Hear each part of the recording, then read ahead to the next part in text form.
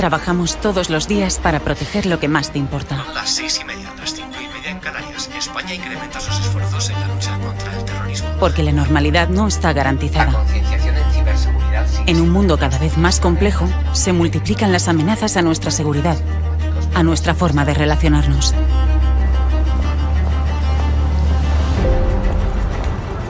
Tratamos de anticiparnos a las amenazas. Hacernos las preguntas adecuadas para conseguir las respuestas correctas. Buscamos información allá donde sea necesario. Nos apoyamos en la tecnología, pero nuestro activo más valioso sigue siendo la persona, el factor humano. Cuando conseguimos la información, la analizamos para entender cómo puede afectarnos. Sabemos que lo que pasa en cualquier lugar del planeta puede tener efectos sobre nuestra vida cotidiana. Contrastamos el resultado de esos análisis porque juntos somos más fuertes. La inteligencia que elaboramos es clave para la toma de decisiones. Defendemos nuestro modo de vida y creemos que la mejor defensa es la inteligencia. Para seguir garantizando la seguridad del suministro. Las tensiones geopolíticas de los últimos días en distintas partes del mundo están impactando sobre la evolución de los principales indicadores económicos. Nunca bajamos la guardia. Mientras, nos llegan imágenes en directo de la desarticulación de una célula terrorista que planeaba atentar evidentemente en España y a desencadenar el detenimiento. Nuestro éxito es la normalidad.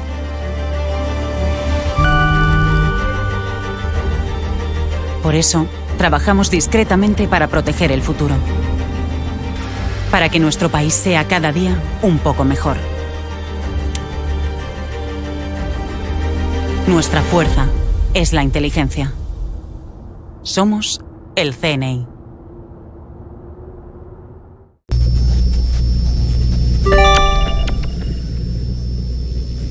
Hola, bienvenidos a mi programa de mi canal Sector 9 Televisión de YouTube, que trata sobre espionaje y servicios secretos, enfocado siempre hacia una cultura de los servicios de inteligencia, la geopolítica y el espionaje. En este programa hablaremos de los servicios secretos rusos. Rusia es un país que siempre ha sido tan grande como misterioso y confidencial. En parte se debe al blindaje extremo que sus autoridades han mantenido a lo largo de la historia. No solo en la actualidad, sino también en la ex-URSS o en la época del Imperio Ruso, pues todo lo que ha rodeado a este territorio euroasiático ha llevado a una espiral de suspense. Y a veces ha llenado a la nación de múltiples controversias, con casos que se aplicaban también al exterior. Algo que se debe en parte por sus servicios secretos y de inteligencia, máximos exponentes de la seguridad rusa. Estos son sus servicios secretos. Tenemos por una parte el SVR, que lleva a cabo su reclutamiento sobre ciudadanos rusos que viven en el extranjero. Hoy en día, el SVR no puede continuar reclutando agentes mediante las bases de la ideología comunista, que fueron el pilar principal del reclutamiento por parte del KGB durante la Guerra Fría. El Servicio de Inteligencia Exterior, SVR, como decimos, es la red de espías rusos que recopila información política, económica y militar en el extranjero. Es una de las agencias rusas heredadas del KGB soviético y opera a través de sus embajadas y consulados. Como decimos, es heredera del antiguo KGB. El Servicio de Inteligencia Exterior ruso es una de las agencias herederas del KGB soviético. Surgió en 1991 y el presidente Boris Yeltsin, en aquel momento, encomendó su dirección al político Yevgeny Primakov hasta 1996. Para el año 2000, ya con Vladimir Putin en el poder, contaba con 15.000 oficiales. El SVR funciona bajo control directo del presidente, que escoge a su director, miembro a su vez del Consejo de Seguridad. Sergei Naryshkin ocupa el cargo desde 2016 e informa con regularidad a Putin sobre sus actividades. La agencia ha seguido la estela de su antecesora, conformando redes de espías y operaciones a largo plazo para conseguir información. Su trabajo está repartido en oficinas de contrainteligencia, de inteligencia ilegal, política, económica, entre otras, que operan en función de los intereses respectivos de Rusia. Junto con otros servicios de inteligencia, el SVR es un aliado y un arma para Putin, en este caso frente a Occidente y para mantener el control sobre sus zonas de influencia. También tenemos, por otra parte, el FSB. Estas tres letras son familiares no solo para los fanáticos de los cines de espionaje. han llegado a simbolizar el control que tiene el presidente Vladimir Putin sobre el poder en Rusia. La sigilosa agencia de seguridad rusa ha ganado notoriedad por sus operaciones de inteligencia y contraterrorismo. Con raíces también en el antiguo KGB, el Comité para la Seguridad del Estado Soviético, arrastra denuncias de asesinatos autorizados por el Estado y lazos cercanos con Putin, enfrenta cuestiones sobre su verdadera naturaleza y ambiciones. El FSB es la organización sucesora del Comité para la Seguridad del Estado, como hemos dicho, de la época soviética. Poco después del fallido intento del golpe de Estado en 1991, en el cual participaron algunas unidades del KGB y también su director Vladimir Khrushchev. El KGB fue disuelto en noviembre de 1991, como decimos, tras el hundimiento de la antigua URSS. En su lugar fueron creadas dos nuevas agencias, el Servicio de Inteligencia Extranjera SVR, como he dicho antes, y la Agencia Federal de Comunicaciones e Información del Gobierno FAPSI. En enero de 1992 fue creada otra nueva agencia, el llamado Ministerio de Seguridad.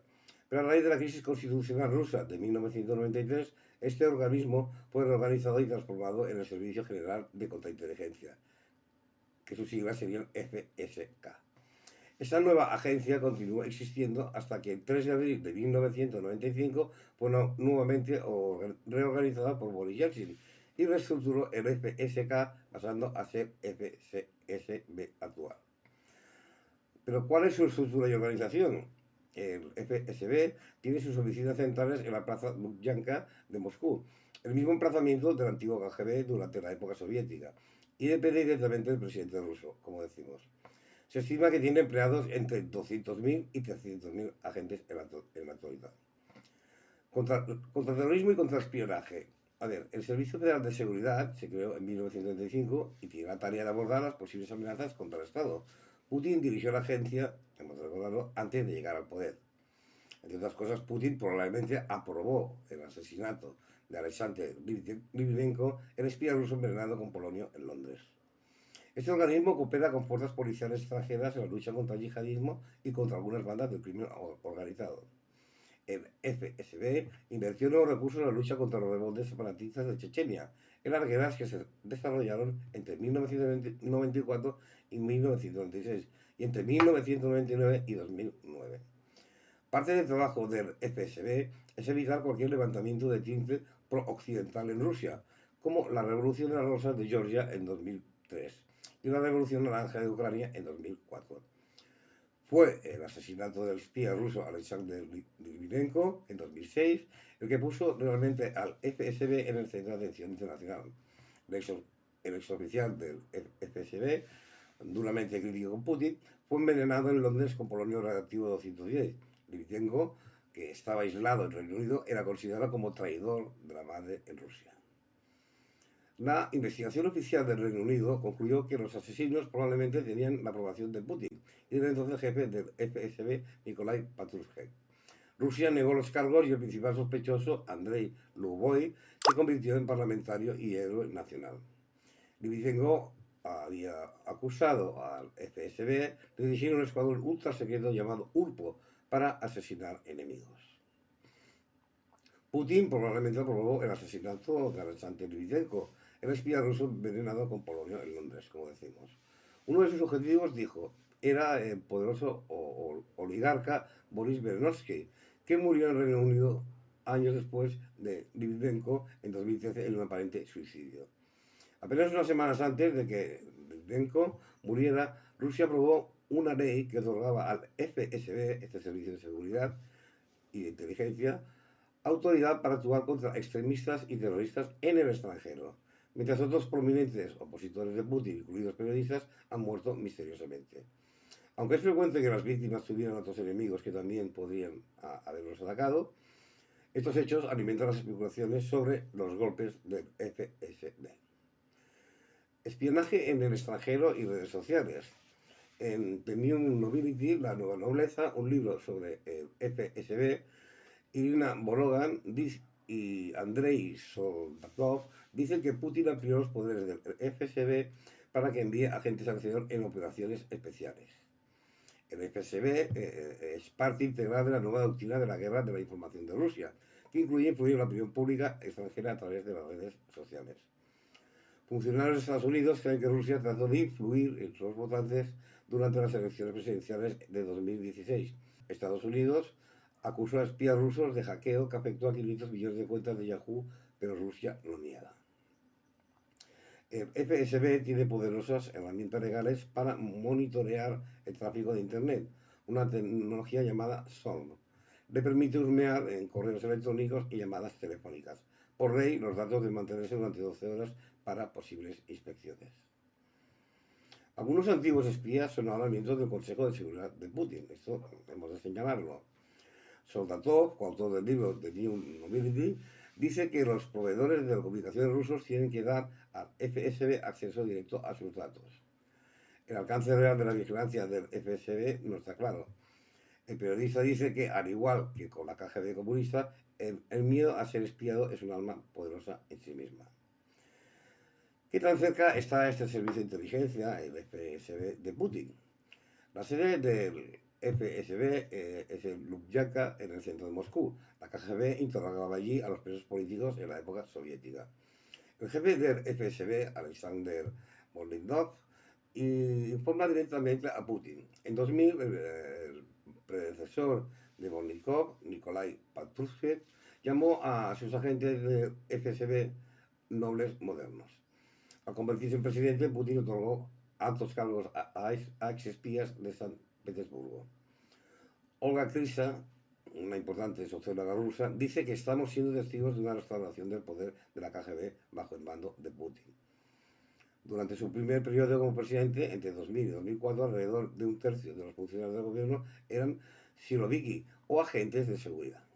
La mayoría de la élite, incluido Bolikov, el actual jefe del FSB, es ahora objeto de sanciones de la Unión Europea y de Estados Unidos, debido a la anexión de Crimea en 2004 por Rusia. También hemos de decir que han adquirido grandes fortunas y controlan recursos claves de su país. En los 90, Putin supervisó el comercio exterior de San Petersburgo y algunos de sus socios de esa época han sido vinculados al crimen organizado. La investigadora estadounidense Karen García documentó estos enlaces en su libro La criptografía de Putin. Las acusaciones también aparecieron en la investigación de Livgrenko y en una importante investigación policial española sobre la mafia rusa. Según los canales de Wikileaks revelados en 2010, el entonces fiscal anticorrupción español José Grinda le dijo a funcionarios estadounidenses que los servicios de seguridad rusos controlan el crimen organizado en Rusia y que el FSB está absorbiendo a la mafia rusa. Pero, para acabar hablando de este temario de los servicios secretos rusos, no podemos olvidarnos del temible GRU. El GRU fue creado en 1918 por orden del Consejo Militar Revolucionario del Ejército Rojo, bajo la dirección de León Trotsky, con el objetivo de coordinar las acciones de las agentes de inteligencia del ejército. Su misma existencia permaneció desconocida para los servicios secretos extranjeros hasta varias décadas después. Históricamente, el GRU ha tenido una fuerte rivalidad con el KGB, ya que ambos han intentado ocupar siempre el espacio de la otra, desde que Lenin prohibió específicamente a la Checa infiltrarse en el GRU. Si el KGB era una organización más visible y fue desmembrada en varios servicios distintos tras la disolución de la URSS, FSB, SVR, PAPSI, etc., el GRU es mucho más discreto y se ha mantenido como un verdadero Estado dentro del Estado, sin transformaciones significativas. Sus desertores han permanecido siempre a niveles periféricos y en general se desconoce casi todo sobre estructura interna, presupuesto, relevancia, recursos y operaciones. De lo poco que se sabe, es conocido que el GRU preparó zuros con armas en Estados Unidos y otros países, para el caso de que se produjera una guerra contra la URSS. Del GRU depende asimismo la élite de los comandos de operaciones especiales Spetsnaz, conocidos como Spetsnaz GRU. También analizan la información satelital obtenida por las tropas cósmicas a través de las instalaciones de seguimiento espacial de Batutinki, particularmente en lo relativo a cuestiones relacionadas con la guerra nuclear. Stanislav Petrov fue un teniente coronel del GRU asignado a estas funciones. Aunque en sentido estricto del GRU es un servicio de inteligencia militar, labor que viene realizando de manera sobresaliente desde su fundación, se le sospecha también interés en muchas áreas solo vagamente relacionadas con las Fuerzas Armadas, desde la adquisición de tecnologías hasta el espionaje económico. Su sede oficial se halla en el denominado Acuario, un complejo de edificios situados en el aeródromo de Moscú, Jodinaka, dentro del área urbana de Moscú. Espero que este programa os ayude a entender mejor el mundo del espionaje, la geopolítica y los servicios secretos. Y sobre todo, si lo deseáis, suscribiros a mi canal YouTube. Vuestro para siempre, Sergio Parrás, experto en servicios de inteligencia y geopolítica. Gracias.